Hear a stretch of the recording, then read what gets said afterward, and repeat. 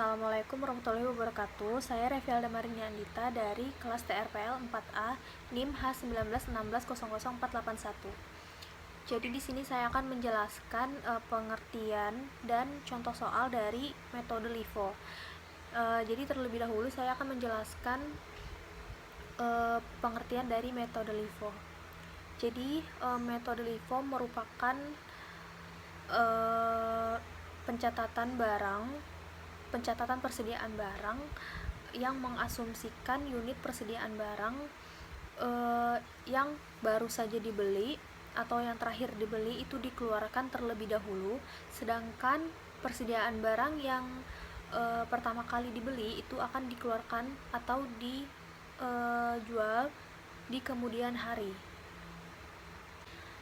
Nah, jadi untuk mengetahui lebih detail cara pengerjaan metode LIFO, mari kita lihat contoh soal dan cara pengerjaan di sebelah. Jadi langsung saja kita ke contoh soal. Di sini ada contoh soal untuk hitungan dengan metode LIFO. Nah, jadi di sini ada tabel pembelian, penjualan, dan persediaan. Jadi langsung saja ke tanggal 1. Di tanggal 1 ada transaksi pembelian dengan jumlah 60 dan harga satuannya 2.000 dengan total 120.000. Pada tanggal 1 di sini belum ada transaksi penjualan. Jadi langsung saja ke tabel persediaan. Jadi di persediaan di sini jumlahnya masih 60 dengan harga satuan 2.000 dan totalnya 120.000. Lanjut ke tanggal 2, di sini tidak ada transaksi pembelian, tapi di tanggal 2 ada transaksi penjualan dengan jumlah 40, harga satuan 2.500 dan totalnya 100.000. Jadi karena persediaan di tanggal 1 ada 60, lalu di tanggal 2 ada transaksi penjualan 40, maka kita kurangkan 60 dikurang 40 sama dengan 20. Jadi persediaan di tanggal 2 itu ada 20, sisa 20 maksudnya, dengan harga satuannya 2.000, jadi totalnya 40.000. Lanjut ke tanggal 3. Di sini tidak ada transaksi pembelian dan ada transaksi penjualan lagi dengan jumlah 10, harga satuannya 1.900 dengan total 19.000. Jadi karena persediaan di tanggal 2 masih ada 20 dan terjual di tanggal 3 10, maka persediaan di tanggal 3 di sini sisa 10. Harga satuan 2.000 dan totalnya 20.000. Lalu ke tanggal 4, di sini ada transaksi pembelian dengan jumlah 150 dengan harga satuan 2.500, totalnya 375.000. Dan di tanggal 4 belum ada transaksi penjualan, jadi langsung saja ke persediaan. Nah, karena di metode LIFO ini barang yang terakhir, maksudnya persediaan barang terakhir itu dikeluarkan pada suatu hari nanti, dan yang baru saja kita beli atau persediaan saat ini itu yang dikeluarkan. Nah, jadi di sini kita tulis dulu persediaannya 10 di atas, terus di bawahnya persediaannya 150, yaitu persediaan yang baru saja kita beli dengan harga satuan 2.500 dan totalnya 375.000. Lalu ke tanggal 5, di sini tidak ada transaksi pembelian, langsung saja ke transaksi penjualan. Di sini ada penjualan dengan jumlah 50 dan harga satuannya 2.500, totalnya 125.000. Nah, apa yang tadi saya bilang, metode LIFO ini tetap menyimpan persediaan terakhir di tanggal 4. Nah, jadi yang persediaan terakhir itu tidak dikeluarkan terlebih dahulu, melainkan persediaan yang baru saja kita beli di tanggal 4 itulah yang dikeluarkan di tanggal 5 untuk penjualan. Nah, jadi yang 150 ini dikurang dengan jumlah penjualannya 50, jadi di bawah sini kita tulis 100. Jadi persediaan di tanggal 5 itu sisa 100 dengan harga satuan 2.500 dan totalnya 250.000. Lalu ke tanggal 6 di sini ada transaksi pembelian lagi dengan jumlah 200 dan harga satuannya 2.100, totalnya 420.000. Dan di sini belum ada transaksi penjualan. Nah, jadi di persediaan kita tulis lagi persediaan yang terakhir di tanggal 5 yaitu 10 dengan harga satuan 2.000 dengan total 20.000 dan persediaan 100 ya, persediaan 100 dan harga satuannya 2.500 dengan total 250. Kita tulis di tanggal 6. Lalu di tanggal 6 lagi di paling bawah ini adalah stok atau persediaan yang baru saja kita beli. Kita tulis di sini harga satuannya 2.100 dan totalnya 420. Lalu ke tanggal 7 di sini tidak ada transaksi pembelian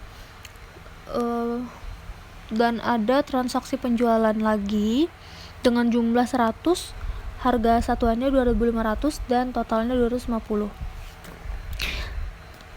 Seperti yang saya bilang tadi, jadi yang kita keluarkan stoknya itu adalah persediaan yang baru saja kita beli yaitu di tanggal 6 dengan jumlah 200. Nah, jadi yang dikurang itu adalah stok yang 200 dikurang dengan 100 dikurang dengan jumlah penjualan di tanggal 7 yaitu 100. Jadi sisanya adalah 100 di persediaan tanggal 7 dengan harga satuan 2.100 dengan total 210.000.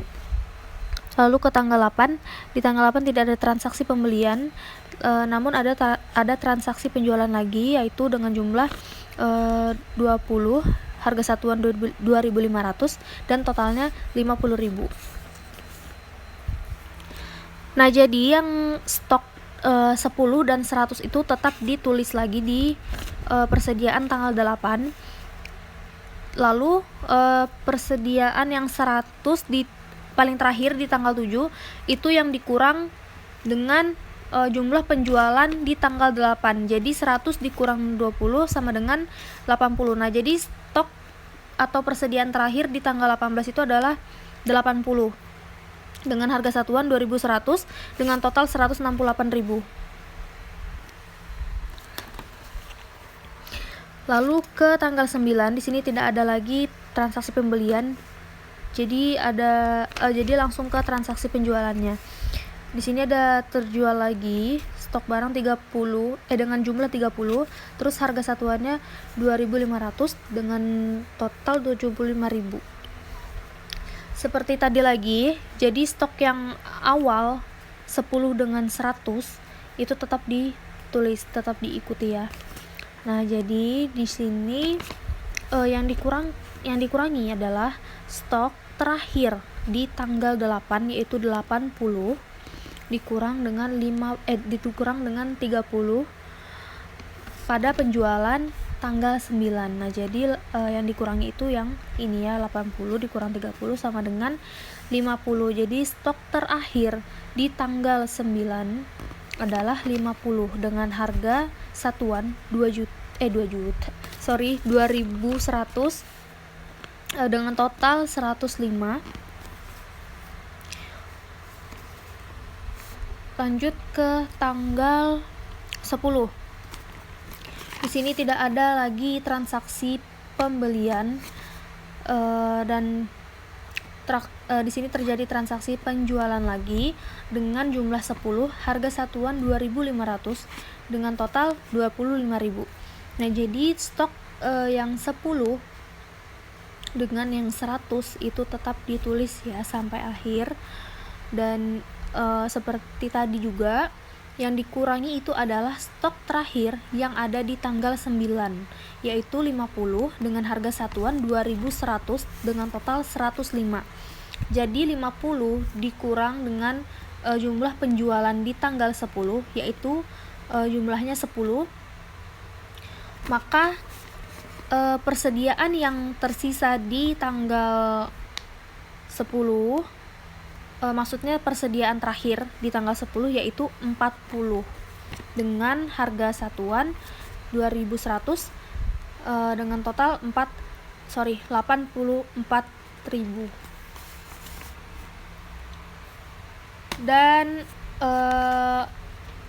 total terakhir yaitu pembeliannya berjumlah 410 dengan total 915.000. Lalu di tabel penjualan jumlah akhirnya itu adalah 260 dan total akhirnya adalah 644.000. Di tabel persediaan jumlah persediaan akhir yaitu 150 dengan total 354.000. Nah, jadi di sini untuk menghitung labanya, laba sama dengan penjualan dikurang pembelian pembelian dikurang persediaan. Jadi kalau ditotalkan, dijumlahkan maksudnya 644.000 yaitu dari total penjualan dikurang total pembelian yaitu 915.000 dikurang total dari persediaan yaitu 354.000, maka hasilnya 644.000 dikurang 561.000 yaitu hasilnya 83.000. Nah, jadi laba di penghitungan ini adalah 83.000. Jadi itu saja penjelasan untuk metode LIFO dari saya. Kurang lebihnya mohon maaf. Terima kasih. Assalamualaikum warahmatullahi wabarakatuh.